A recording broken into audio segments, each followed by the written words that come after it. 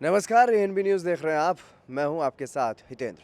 किसानों का आंदोलन लगातार जारी है। किसान पंजाब से निकले, उत्तर प्रदेश से निकले, हरियाणा से निकले और दिल्ली की तरफ कूच कर रहे हैं। दिल्ली में सुबह कुछ किसान पहुंचे थे, कुछ मजदूर भी पहुंचे थे क्योंकि आज राष्ट्रव्यापी हड़ताल थी। कर्मचारी, मजदूर, किसान सभी सड़कों पर दिखाई दिए। लेकिन सबसे बड़ी बात, क्योंकि किसानों का लंबे समय से संघर्ष चल रहा है, लंबे समय से आंदोलन चल रहा है। पंजाब के किसान मुख्य तौर पर किसान कानूनों का विरोध कर रहे हैं, हरियाणा के भी कर रहे हैं, लेकिन हरियाणा के जो किसान विरोध कर रहे हैं उनको कहीं ना कहीं दबाने की कोशिश हरियाणा सरकार की तरफ से की जा रही है लगातार। और इसी को लेकर के आज संविधान दिवस भी मनाया गया। एक तरफ प्रधानमंत्री नरेंद्र मोदी का भाषण चल रहा था और दूसरी तरफ किसानों पर लाठीचार्ज चल रहा था, वाटर कैनन का इस्तेमाल चल रहा था और आंसू गैस के गोले भी किसानों पर छोड़े जा रहे थे ताकि किसानों को दिल्ली जाने से रोका जा सके। लेकिन इसके अलावा भी कुछ हो रहा था। ट्विटर पर लड़ाई दो मुख्यमंत्रियों की, पंजाब और हरियाणा के मुख्यमंत्री आपस में भिड़ गए। पंजाब के मुख्यमंत्री पर हरियाणा के मुख्यमंत्री मनोहर लाल खट्टर ने ये आरोप लगाया कि आपने किसानों को उकसाया है और इस कोरोना महामारी के समय में आप किसानों की जो भीड़ है उसको इकट्ठा करने के लिए उकसा रहे हैं और ये काफ़ी ख़तरनाक हो सकता है। पंजाब के किसानों की, पंजाब के लोगों की जान जो है आप खतरे में डाल रहे हैं। इस तरीके का कुछ आरोप मुख्यमंत्री मनोहर लाल खट्टर ने लगाया। लेकिन वहीं मुख्यमंत्री मनोहर लाल खट्टर ने यह भी कहा है कि पिछले 3 दिन से आपसे बात करने की कोशिश कर रहा हूं, लेकिन आपने आपकी तरफ से कोशिश जो है वो नाकाम की गई है, आपने बात करना उचित नहीं समझा है। वहीं सीएम ने इसका पलटवार किया है।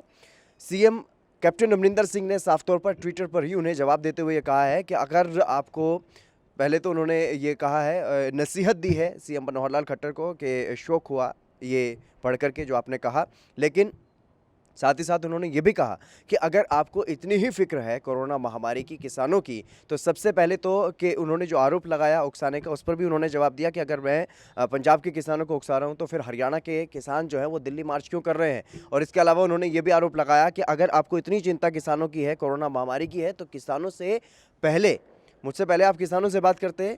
जो 3 दिन आपने सीएम ने जो बात करने की कोशिश की, अगर वो किसानों से की गई होती, एमएसपी पर बात की गई होती, केंद्र सरकार से बात की गई होती, तो ये किसान आंदोलन ही ना करते, दिल्ली कूच करने की कोशिश ही ना करते।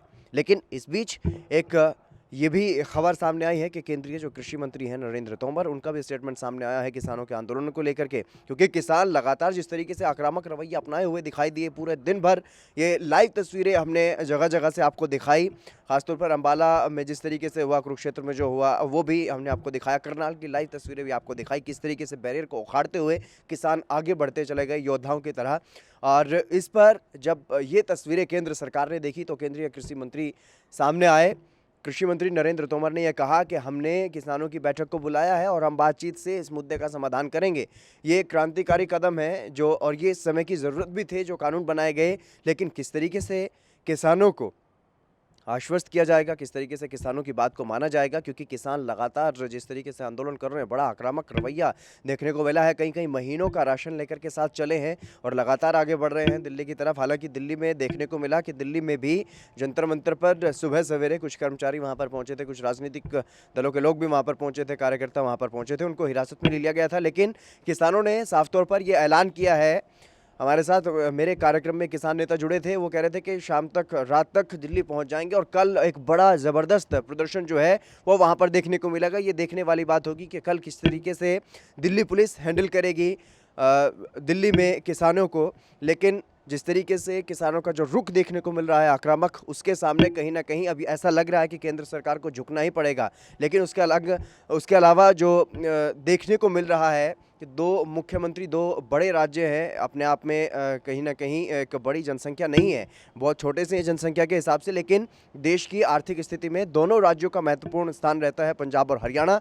और यहीं के जो किसान हैं वो काफ़ी अहमियत रखते हैं और इसी वजह से यहाँ के किसान प्रदर्शन कर रहे हैं केंद्रीय किसान कानूनों को लेकर के। और इन्हीं दो राज्यों में दो अलग अलग सरकारें, बीजेपी और कांग्रेस की सरकार है, और दोनों के जो मुखिया हैं, दोनों राज्यों के जो सीएम है, वो आपस में ट्विटर पर भिड़ रहे हैं। ऐसे में कोई निष्कर्ष जो है वो निकलता हुआ दिखाई नहीं दे रहा है। लेकिन केंद्र सरकार और किसानों के बीच अब क्या कुछ रहेगा, ये देखने वाली बात होगी। हालांकि 3 दिसंबर का जो दिन है वो तय किया गया है केंद्र सरकार की तरफ से कि किसान यूनियनों को बुलाया गया है, किसान संगठनों से बातचीत की जाएगी, समस्या का समाधान जरूर किया जाएगा, ऐसा केंद्र सरकार की तरफ से शुरुआत से ही कहा जा रहा है। लेकिन अभी तक ऐसा लगा नहीं कि केंद्र सरकार इस मामले को लेकर के इतना ज़्यादा गंभीर है जितना होना चाहिए था, क्योंकि किसान बड़े लंबे समय से संघर्ष कर रहे हैं। पंजाब में काफ़ी लंबे समय तक रेल भी बाधित रही, रेल यातायात भी बाधित रहा, बसें भी रोकी गई, महाबंद भी किए गए, लेकिन जो केंद्र सरकार का रवैया रहा वो कहीं ना कहीं किसानों को काफ़ी खलता रहा। काफ़ी नाराज़गी किसानों में अब बढ़ चुकी है और यही वजह है कि आज दिल्ली जब वो जा रहे थे तो उनमें एक इतना गुस्सा जो है वो देखने को मिला कि जितने भी बैरियर्स लगाए गए, पुलिसकर्मियों को हटाते हुए वाटर कैनन का इस्तेमाल किया गया, उसका मुकाबला करते हुए आंसू गैस फेंके गए, आंसू गैस के गोले दागे गए, उनको भी नज़रअंदाज करते हुए किसान लगातार आगे बढ़ते हुए दिखाई दिए और दिल्ली की तरफ लगातार आगे बढ़ रहे हैं। कल दिल्ली में महत्वपूर्ण होगा कि क्या कुछ होने वाला है। देश दुनिया की खबरों के लिए ANB न्यूज को सब्सक्राइब करें और बेल आइकन दबाएं।